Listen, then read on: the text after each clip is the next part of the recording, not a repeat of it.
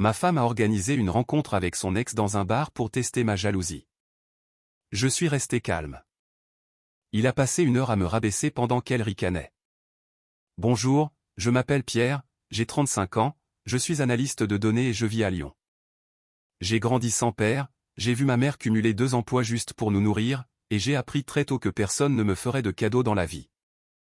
J'ai financé moi-même mes études, d'abord un IUT puis un master à l'université publique, et j'ai obtenu mon diplôme sans aucune dette parce que je travaillais de nuit dans un entrepôt logistique, me bâtissant ainsi une vie stable et tranquille. Je ne suis pas riche. Je ne suis pas quelqu'un d'excitant, mais je suis solide. Je pensais que c'était ce qui comptait. J'ai rencontré Victoire au mariage d'un ami il y a 5 ans. Elle avait 28 ans, travaillait dans le marketing et dégageait une telle énergie que tout le monde se retournait sur son passage. Je ne sais toujours pas ce qu'elle m'a trouvé ce soir-là, mais nous avons commencé à sortir ensemble et, 6 mois plus tard, je l'ai demandé en mariage. La cérémonie était petite, rien d'extravagant, juste la famille et les amis proches dans un domaine à l'extérieur de la ville. Les 2 premières années, tout allait bien. Nous avions nos routines, nos blagues à nous, nos week-ends à Annecy ou à Genève. Mais vers la 3e année, quelque chose a basculé. Elle a commencé à rentrer plus tard. Elle disait que son agence se développait et qu'elle avait plus de rendez-vous clients. Elle était constamment sur son téléphone, souriant à des messages qu'elle ne me montrait pas. Et quand je demandais qui c'était, elle répondait que c'était juste le boulot ou juste Sarah du bureau. Je ne suis pas un homme jaloux de nature, mais je ne suis pas aveugle non plus. J'ai remarqué quand elle a cessé de me toucher comme avant, quand elle se reculait si je cherchais sa main, quand l'intimité est devenue une chose qu'elle tolérait 1 fois par mois si j'avais de la chance. Puis un soir, mon frère Paul m'a appelé. Paul est mécanicien, il vit à environ 40 minutes de là, et on va boire des bières toutes les quelques semaines. Il m'a dit qu'il avait vu Victoire dans ce restaurant italien du Vieux-Lyon, celui avec la terrasse. J'ai demandé si elle y était peut-être pour le travail et il s'est tu avant d'expliquer qu'elle tenait la main d'un type de l'autre côté de la table. Et quand il est passé devant, il les a vus s'embrasser. Il m'a envoyé une photo qu'il avait prise depuis sa voiture. C'était flou, mais c'était bien elle.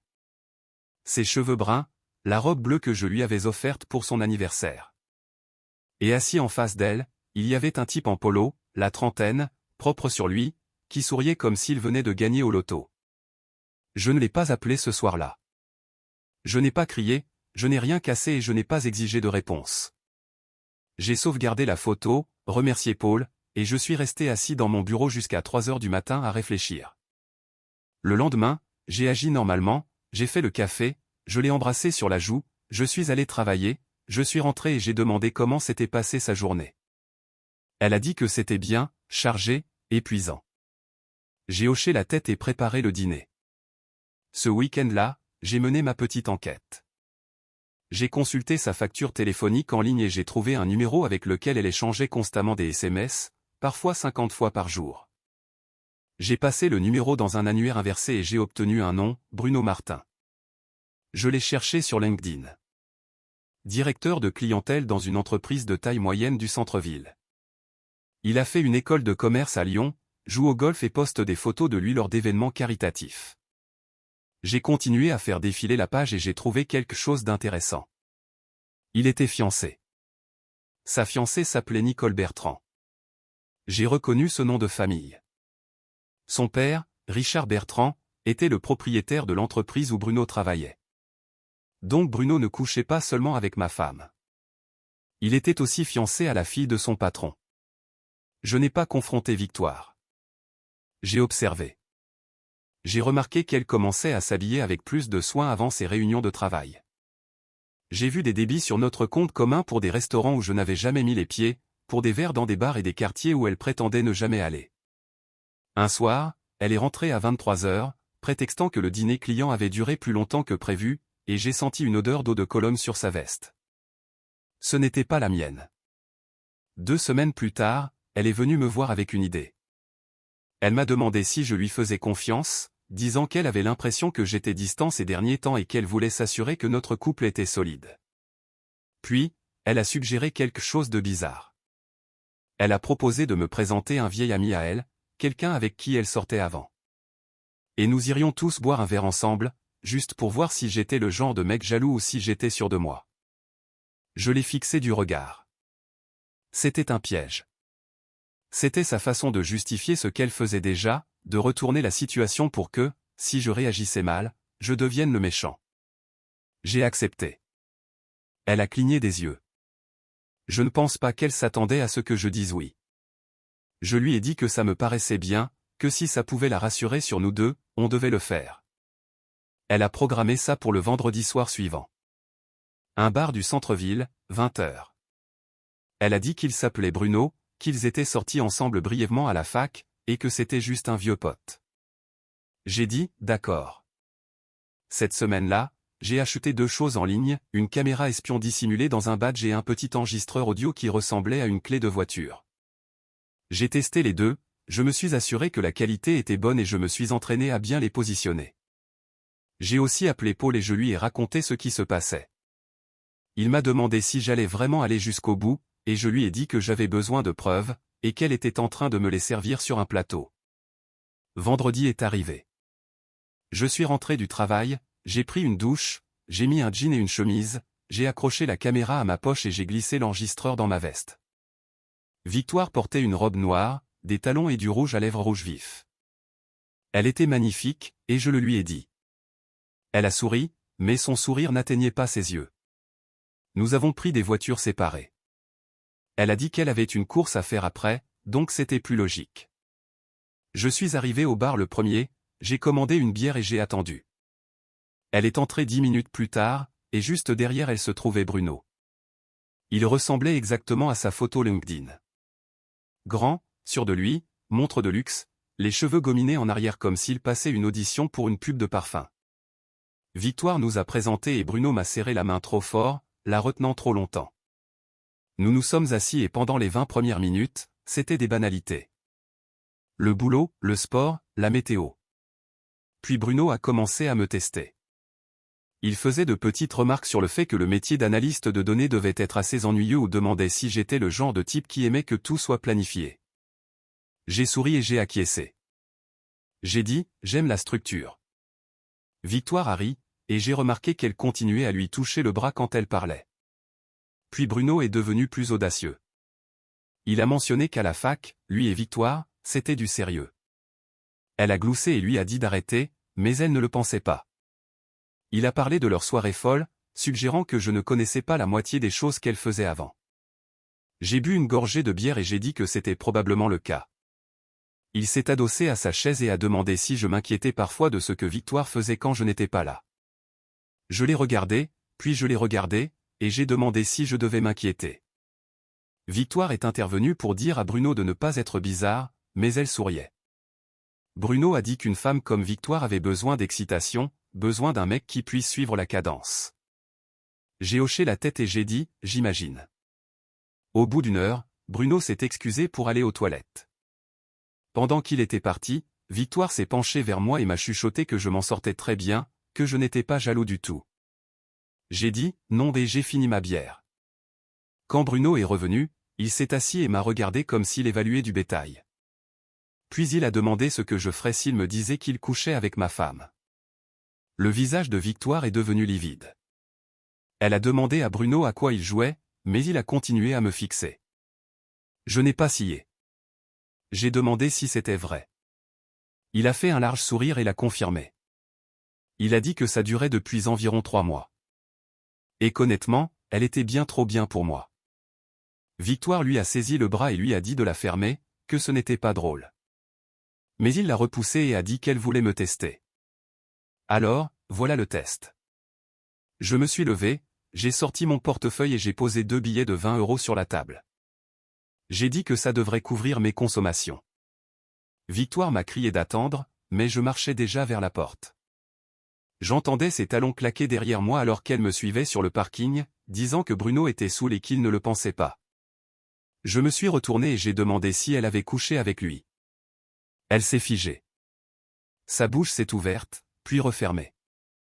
J'ai dit que c'était bien ce que je pensais et je suis monté dans ma voiture. Elle a frappé à la vitre, me suppliant de la laisser s'expliquer, mais j'ai démarré le moteur et je suis rentré chez moi. Pendant tout ce temps, la caméra et l'enregistreur tournaient. Je suis rentré vers 22h30, je suis allé directement dans mon bureau et j'ai verrouillé la porte. J'ai sorti la caméra et l'enregistreur audio, je les ai branchés sur mon ordinateur portable et j'ai commencé à télécharger les fichiers. Mes mains ne tremblaient pas. Je ne pleurais pas. J'étais calme, méthodique, concentré. Paul m'a appelé 20 minutes plus tard, et je lui ai dit que ça s'était passé mieux que prévu. Il a dit qu'il serait là dans 30 minutes. En l'attendant, j'ai visionné les images. La qualité vidéo était correcte, suffisante pour voir clairement les visages et le langage corporel. L'audio était encore meilleur. Chaque mot prononcé par Bruno, chaque rire de victoire, chaque commentaire suffisant sur le fait que je devais être ennuyeux, qu'elle avait besoin d'excitation, qu'il s'occupait d'elle pendant que je travaillais tard. Et puis le coup de grâce, pile à 1h12. Bruno disant qu'il couchait avec ma femme. Clair comme de l'eau de roche, avec Victoire qui ne nie pas, paniquant juste parce qu'il l'avait dit à voix haute. Paul est arrivé avec son ordinateur portable et un pack de 6 bières.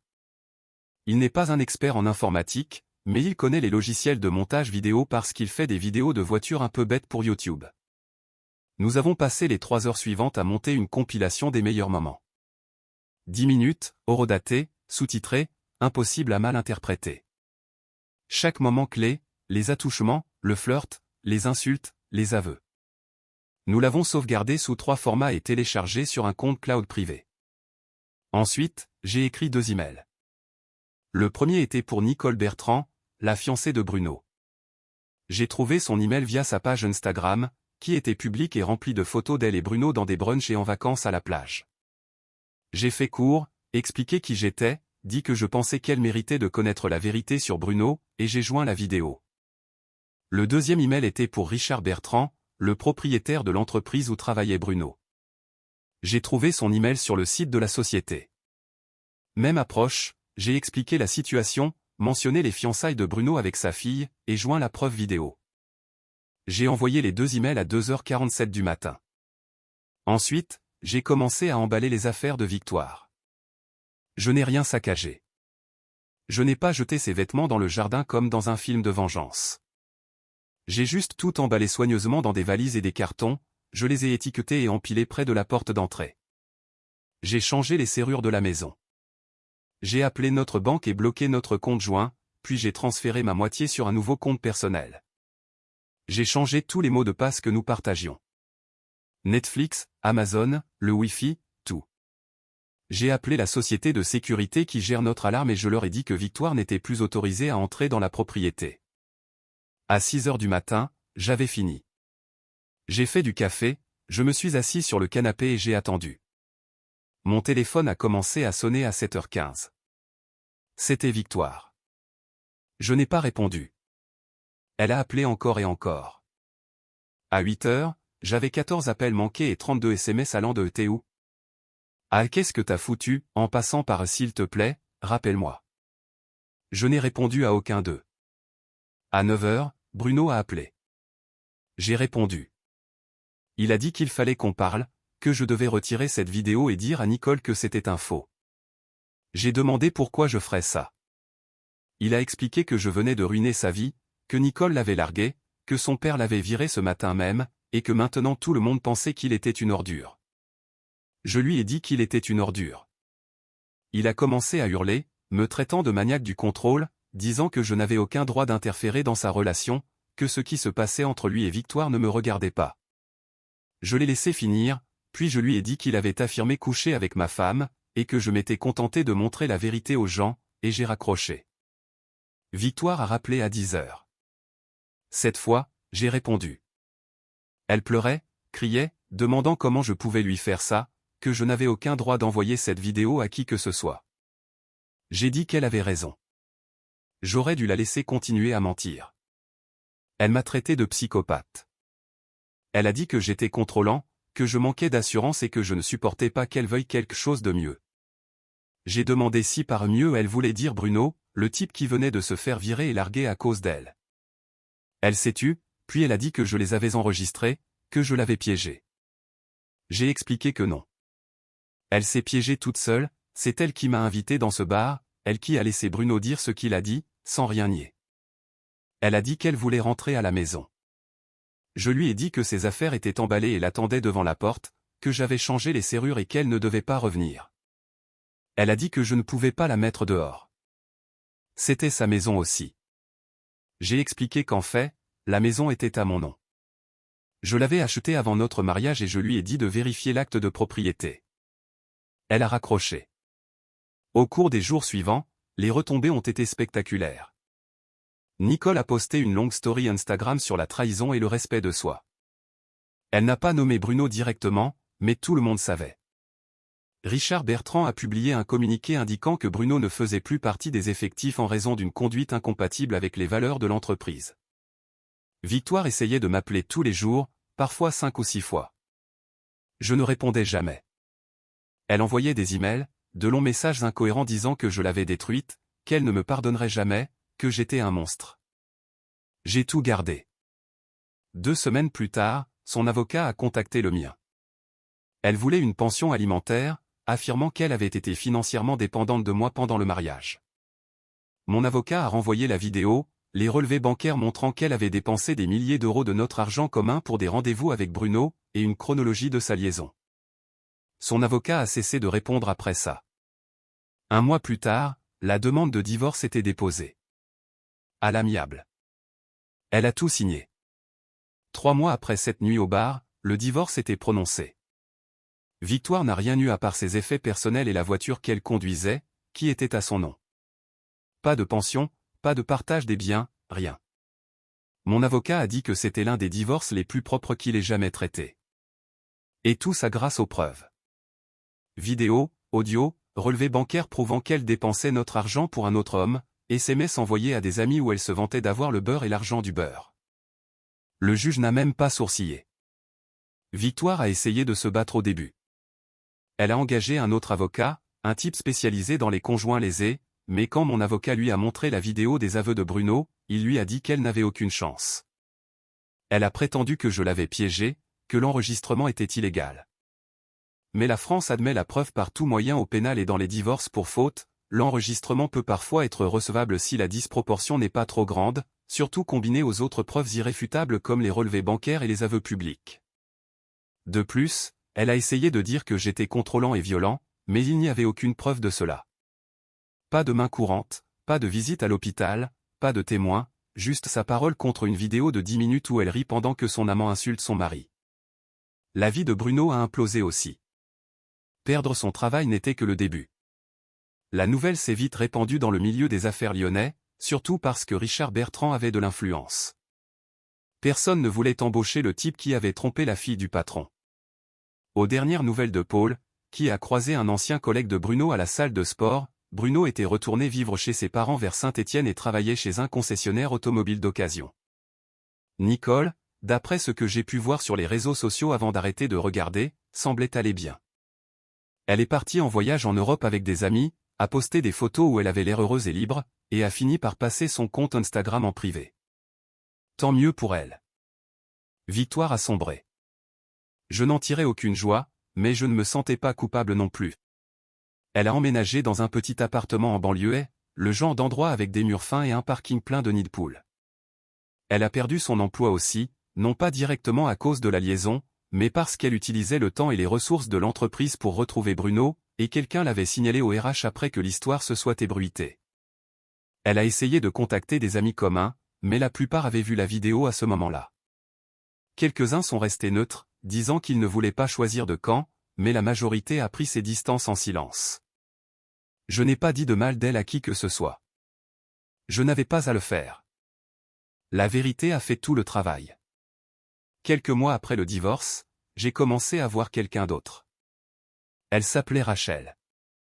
Elle était infirmière à l'hôpital en centre-ville, et nous nous sommes rencontrés dans un café près de mon bureau. Elle était gentille, drôle, et n'avait aucune idée de qui j'étais ou de ce que j'avais traversé jusqu'à notre 3e rendez-vous, quand je lui ai raconté toute l'histoire. Elle a écouté, n'a pas jugé, et a dit qu'il semblait que j'avais géré ça de la bonne manière. J'ai apprécié cela. Nous avons pris notre temps, et pour la première fois depuis des années, j'ai eu l'impression de pouvoir respirer. Puis, 6 mois après le divorce, Victoire s'est présentée à ma porte. Je venais de rentrer d'un week-end à Nice avec Rachel, et elle était là, debout sur mon porche, semblant avoir pris 10 ans. Ses cheveux n'étaient pas lavés, ses vêtements étaient froissés et elle avait des cernes sous les yeux. Elle a demandé si nous pouvions parler. J'ai dit non et j'ai commencé à fermer la porte, mais elle a mis sa main pour bloquer et a demandé juste 5 minutes. Contre tout bon sens, je l'ai laissé entrer. Nous sommes restés debout dans le salon. Je ne lui ai pas proposé de s'asseoir. Elle a dit qu'elle savait qu'elle ne méritait pas ça, mais qu'elle avait besoin de dire qu'elle était désolée. Je n'ai pas répondu. Elle a continué, a dit qu'elle avait été stupide et égoïste et qu'elle avait gâché la meilleure chose qu'elle ait jamais eue. J'ai dit, d'accord. Elle m'a dit que je lui manquais, que nous lui manquions, et a demandé s'il y avait une chance qu'on puisse réessayer. Je l'ai regardé, vraiment regardé, et je n'ai rien ressenti. Pas de colère, pas de tristesse, pas de nostalgie, juste rien. J'ai dit non. Elle a commencé à pleurer. Elle a supplié, dit qu'elle ferait n'importe quoi, irait en thérapie, serait meilleure, me le prouverait. Je lui ai dit qu'elle n'avait pas fait une erreur. Elle avait fait un choix. Elle a choisi de tromper, choisi de mentir, choisi de m'humilier devant un étranger juste pour tester ma réaction. Et quand je n'ai pas réagi comme elle le voulait, elle s'est fait prendre. J'ai expliqué que ce n'était pas une erreur. C'était ce qu'elle était. Elle a prétendu qu'elle avait changé. J'ai dit que je m'en fichais. Elle a demandé si je voyais quelqu'un d'autre. J'ai dit oui. Son visage s'est décomposé. Elle a demandé depuis quand et je lui ai rappelé que ça faisait 6 mois, que j'avais tourné la page et qu'elle devrait faire de même. Elle a essuyé ses yeux et a dit qu'elle n'arrivait pas à croire que je sois aussi froid. Je lui ai dit que je n'étais pas froid. J'étais honnête. Elle voulait de l'excitation, elle voulait quelqu'un de mieux, et elle a eu Bruno. J'ai demandé comment ça s'était passé pour elle. Elle n'a pas répondu. Elle s'est juste retournée et est sortie. J'ai fermé la porte, je l'ai verrouillée et je me suis assis sur le canapé. Rachel m'a appelé 1 heure plus tard et m'a demandé comment s'était passée ma journée. J'ai dit, bien. Vraiment bien. Je l'admets. 1 an plus tard, je suis toujours à Lyon, toujours au même travail, toujours dans la même maison. Rachel a emménagé il y a 3 mois et on parle de prendre un chien. Je ne pense plus beaucoup à Victoire. Parfois, je vois une voiture qui ressemble à la sienne ou j'entends une chanson qui me rappelle notre mariage et je ressens une petite pointe de quelque chose, mais ça passe vite. Paul prend toujours de mes nouvelles chaque semaine et on va toujours boire des bières en parlant de tout et de rien. J'ai croisé l'ancien patron de Bruno, Richard Bertrand, lors d'un événement caritatif en ville le mois dernier. Il m'a reconnu, est venu vers moi et m'a serré la main.